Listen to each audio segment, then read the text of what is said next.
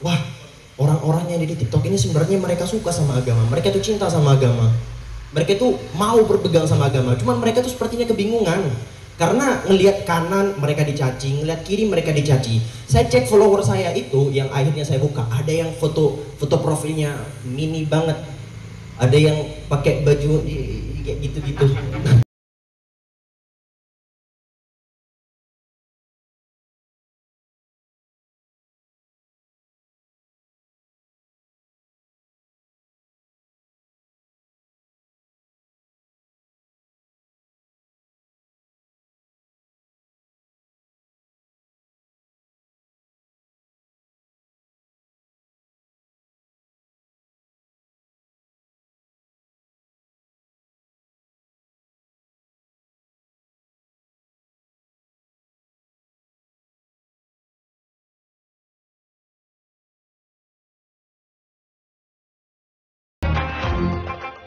Ya Zak, Assalamualaikum warahmatullahi wabarakatuh. Iya saya tuh udah gak bisa dihilangin. Alhamdulillahirabbil alamin wassalatu wassalamu ala asyrafil anbiya'i wal mursalin sayyidina wa nabiyina maulana Muhammadin bil qasimil amin wa ala alihi wa sahbihi ajma'in. Amma ba'd. Sebenarnya saya ngerasa benar-benar gak pantas ada di atas ini. Sangat, apalagi ada di bawah, ada juga yang lebih alim dari saya. Cuman oke, tiba-tiba dikasih tanggung jawab kayak gini. Dan walaupun alim, followersnya sedikit kan.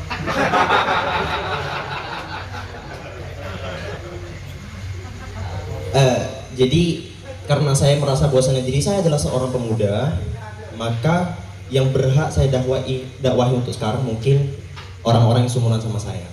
Ya anggap aja seumuran dulu, yang lebih tua dikit gak apa-apa. Jadi berbicara tentang pemuda, kalau kita lihat dari survei Gen Z, Gen Y, Gen Y sama Gen Z itu menduduki di dunia itu sekitar 87%. Jadi pemuda-pemuda di dunia itu udah mencapai tingkat 87%. Nah, dari 87% ini ada orang-orang di antara kita, orang-orang yang beriman. Makanya kalau saya itu suka ditanyain, Husen, apa pesan untuk para generasi milenial? Ya, do what you wanna do, be what you wanna be. Jadilah apa yang kamu ingin jadikan, lakukan apa yang kamu lakukan, tapi jangan pernah lupa bahwasanya kamu adalah seorang pemuda muslim. Udah, bawa sarana dakwah yang kita inginkan itu ke seluruh aspek-aspek kita inginkan. Jadi TikToker, jadi YouTuber, jadi apapun, bawalah dan dakwah di sana. Kalau semisal semua orang sekarang bilang bahwasanya YouTube itu haram, TikTok itu haram, dah terus yang bagian halal yang mana? Jadi sebenarnya asal muasal saya itu masuk ke dunia TikTok itu agak aneh, lucu ya. Jadi bulan puasa kemarin, pertengahan bulan puasa kemarin, karena ada satu alasan saya tuh vakum di Instagram. Sedangkan di archive video saya di galeri itu banyak banget. Saya suka bikin video-video dakwah, suka dari dulu di Instagram. Nah, saya bingung itu, saya ini video mau diupload di mana? Sekitar 1 bulan sebelumnya ada santri saya, santri abu ya, santri abi saya, itu yang jadi bahan ejekan sama teman-teman gara-gara joget khas kita, ding ding ba ding ding, oi, iya, joget gitu, jamet. Saya juga kalau ditanyain sama orang-orang luar, Husen, kamu orang mana? Saya jawab Jamet City. Jadi ada seorang santri yang jadi bahan ejekan sama teman-teman, kalau dia itu suka joget jamet. Saya nanya, kenapa? Apa yang perlu ditertawakan katanya? Akhirnya saya coba download TikTok, cuman buat lihat video itu doang. Jadi saya download TikTok awalnya bukan buat apa, tapi cuman pengen lihat video seperti saya yang tadi itu. Nah akhirnya saya lihat videonya dan benar-benar ngakak. Pakai baju yang ding, oh iya. Akhirnya ya udah, aplikasi TikTok ada di HP saya, tapi saya malas bukannya. Intinya di situ isinya joget-joget dan saya malas banget buat buka. Ya kadang juga buka kalau lagi gak mood atau lagi pengen lihat, saya lihat seperti saya tadi itu, langsung balik mood saya, kayak mood booster.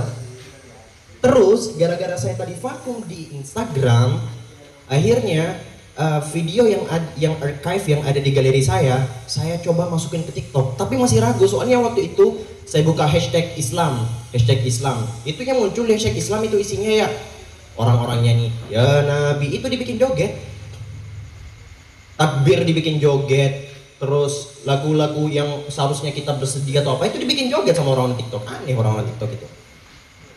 Akhirnya ya saya bingung, ini kira-kira kalau saya upload nyambung gak ya sama audiens. Saya coba upload dan Masya Allah Tabarakallah, di TikTok itu ada istilahnya FYP. Di hari pertama saya upload, saya coba masukin aja semua, sekitar ada 13 video kalau nggak salah. Di hari pertama langsung 23.000 follower saya. 4 hari langsung 100.000. Yang awalnya saya bukan awalnya, jujur ini Dri, saya gak munafik, itu awalnya bukan lillahi ta'ala, tapi greget, gak suka video itu ada di galeri.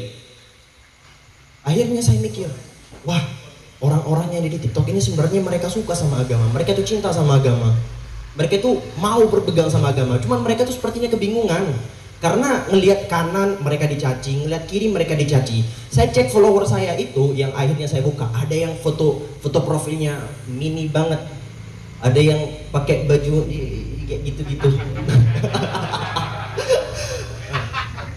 Nah, jadi akhirnya saya ngelihat, loh, ini orang-orang kayak gini mau nge-follow saya, padahal isi saya itu ya Allah, kalau Rasulullah Shallallahu Alaihi Wasallam itu awal dakwah saya itu kayak gitu, kayak benar-benar arahnya ke situ doang, belum kepikiran buat bahas-bahas hal yang lain. Oh, ternyata orang-orang kayak gini tuh benar-benar mau untuk berpegang teguh sama agama, cuman mereka kebingungan. Nah, dari situ akhirnya saya mulai berusaha buat merubah niat. Yang awalnya niat saya cuman gara-gara greget, saya coba ubah biar sekalian dapat pahala. Akhirnya setiap hari dan alhamdulillah sekarang, dan ini saya gak anggap prestasi, beneran saya gak anggap prestasi, udah mencapai 1,8 juta. Gak usah ditepuk tanganin, itu bukan prestasi saya bilang. Terus sekarang saya di TikTok itu ranah dakwahnya itu agak sulit gampang. Jadi yang paling sulit itu yang ngadepin para cewek. Aneh-aneh orang-orang cewek itu, cewek-cewek. Sedikit cerita, enggak, di insight, ada insight itu ngecek umur follower saya itu kisaran 18 sampai 27. Lumayan. Jadi sulitnya tuh kayak gini, kalau semisal saya di TikTok sok ganteng, saya di TikTok pakai baju yang keren, terus saya halo babe kayak gitu, itu kan kalau ada cewek-cewek yang masuk itu kan kayak masuk akal. Nah, saya itu pakai baju koko pulang pengajian, pakai baju koko, pakai kopiah, lalu saya ngejelasin dengan serius tentang pribadi Rasulullah. Saya ngejelasin waktu itu tentang gimana ciri fisik, gimana akhlak, saya ngejelasin kayak gitu. Terus di comment sectionnya, ya Allah, lihat akhinya rahim saya anak.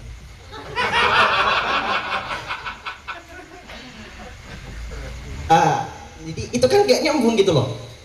Ya suka dukanya di situ. Entah itu maksud suka apa duka, saya bingung. Terus yang saya rasakan juga ketika masuk ke dunia TikTok, saya ada di bagian yang mungkin berbeda. Saya juga sering diskusi sama teman-teman yang liberal. Di sana juga saya masuk di bagian di TikTok. Saya tergabung dalam komunitas The Torture juga, di situ ada. Jadi komunitas saya itu isinya dari berbagai agama. Ada yang dari Islam, ada yang dari Kristen, Konghucu dan sebagainya. Kan di setiap agama itu selalu ada orang-orang dari liberal, ada orang-orang dari konservatif. Itu selalu ada pasti. Dari orang-orang yang agak radikal gitu juga ada. Nah, di situ kita sering banget diskusi-diskusi mengenai hal-hal kayak ginian. Dan yang kita lawan itu adalah orang-orang dari liberal. Cuman orang-orang liberal itu kayak orang-orang yang pro sama feminazi. Kita gak bicara feminis, kita pro sama feminazi, pro sama LGBT, pro sama intinya hal-hal yang kayak gituan. Yang saya lihat ketika saya berdebat sama mereka itu sebenarnya baik. Itu bikin saya mind blowing. Saya sering banget nonton live dari teman-teman LGBT. Saya kan setiap hari juga kadang mungkin yang ngikutin saya sering debat sama teman-teman LGBT dan sebagainya.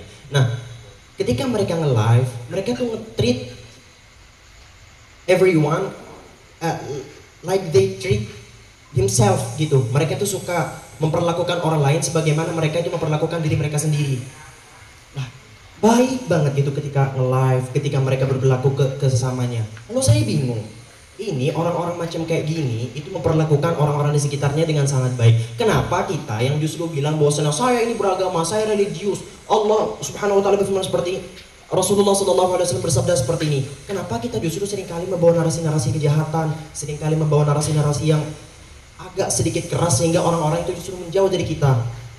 Rasul SAW pun difirmankan oleh Allah, "Fabima rahmatin minallahi linta lahum wa law kunta faddan ghalidhal qalbi lam faddu min hawlik." Kalau kamu wahai Muhammad itu berperilaku keras, berperilaku panas kayak gitu, orang-orang bakal ngejauh dari kamu.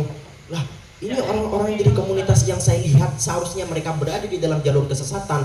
Kenapa mereka justru bisa membawa orang-orang yang di sekitarnya, memperlakukan orang-orang di sekitarnya itu jauh lebih baik daripada kita yang mengaku sebagai orang beragama memperlakukan orang-orang yang ada di sekitar kita. Kita ngelihat ada orang mabuk dikit, kita ngelihat ada orang zina dikit, haram, neraka. Ya, gak gitu caranya, gak gitu caranya. Sehingga narasi-narasi yang kita harus bawa adalah narasi-narasi kebaikan, narasi-narasi yang membawa pesan-pesan rahmatan lil alamin, yang membawa narasi-narasi kelembutan. Oke, tegas gak ada masalah. Tapi jangan sampai kita kasar-kasarin ke orang, karena orang yang ngasarin, orang yang suka dikasarin tuh gak akan suka siapapun. Gak akan ada orang yang suka dikasarin kecuali beberapa orang yang mungkin lebih suka dikasarin. Gak masokis juga. Dan juga hal yang selalu saya sayangkan ketika teman-teman juga ada perempuan yang berhijab, perempuan berhijab pakai pakaian ketat, perempuan berhijab tapi jipon. Tahu jipon? Jilbab poni yang rambutnya ini bukan jipon ya. yang jilbab poni kayak rambutnya keluar dikit dua, modelnya gitu-gitu doang. Terus pakai hijab, lehernya kelihatan. Itu kalau kita lihat pasti kita caci maki itu kan di kolom komentar. Mendingan buka deh hijabnya. Percuma pakai hijab tapi masih kayak gitu. Kenapa kita arahkan mereka orang-orang pakai hijab kayak gini ke arah yang jauh lebih buruk? Kenapa kita gak arahin ke hal yang lebih baik? Ayo, berapa kali di antara kita itu ketika risih ngelihat orang pakai hijab terus bajunya ketat, kita kata-katain. Berapa banyak sudah yang kita begitukan? Pasti banyak. Kenapa kita gak arahin mereka ke hal yang lebih baik? Masya Allah ukhti, enggak, itu bahasanya buaya. Jadi enggak, bahasanya orang yang niat dakwah itu gimana ya? Masya Allah tabarakallah, hijabnya bagus. Gimana kalau bajunya agak dilonggarin dikit? Nah, kita arahin mereka ke hal yang lebih positif. Bukan justru kita, percuma lu pakai hijab kalau baju aja masih ketat, itu semua kelihatan lekuk tubuhnya. Percuma kamu pakai hijab, itu rambut masih kelihatan. Kenapa kita harus arahin mereka ke hal yang jauh lebih buruk? Jadi sebenarnya sebelum saya masuk TikTok, saya juga termasuk dari orang yang gak keras. Karena ya sempit, pikiran saya sempit. Akhirnya setelah saya lama-lama mengenal orang-orang yang di luar, ya gitu. Bahkan Nabi Lut alaihissalatu wassalam ketika berdakwah kepada kaum-kaum LGBT, bahasa yang pertama kali beliau keluarkan itu apa? Ya qaumi, wahai kaumku. Jadi yang narasi-narasi yang dikeluarkan oleh para nabi itu adalah narasi-narasi kebaikan, sama seperti yang disampaikan oleh Habib Ja'far tadi. Ya, Makkawiyah dulu, baru di bagian Madinah. Awalnya yang kita sampaikan adalah bahasa-bahasa yang baik, bahasa-bahasa yang lembut sebelum menjelaskan perkara-perkara yang jauh lebih besar di akhir. Saya pikir saya terlalu banyak bicara di sini. Apabila ada kebenaran, percayalah bahwa kebenaran Tuhan yang dari Allah. Apabila ada kesalahan itu dari saya dan syaitan. Subhanakallahumma wa bihamdika asyhadu an la ilaha illa anta astaghfiruka wa atubu ilaik. Wassalamualaikum warahmatullahi wabarakatuh.